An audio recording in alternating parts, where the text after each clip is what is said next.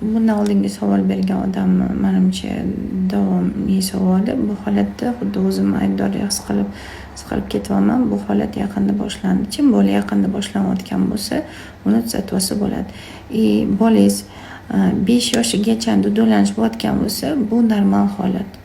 Nuri sip qo'yish, aynan shunaqa dudulanish 5 yoshgacha bo'lib o'tishi, bo'yi o'sayotganda poзвоночник bir-biridan ozgina uzoqlashib oladi.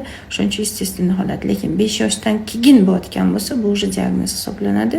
Davolash protseduralarini amalga oshirish uchun ildizini topib olish kerak. Olib keling, bemalol davolashga tayyormiz. Qizlar, bu reklama deb o'ylashinglar mumkin-da, bu bola sizlarniki yashaydigan sizlar.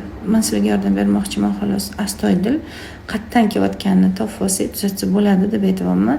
Пожалуйста, xohlasanglar boshqa mutaxassisga boringlar, qilinglar. No effekt beradimi yo'qmi, men bilmayman. Meni opitimda har doim bo'lib kelgan tuzatganmiz.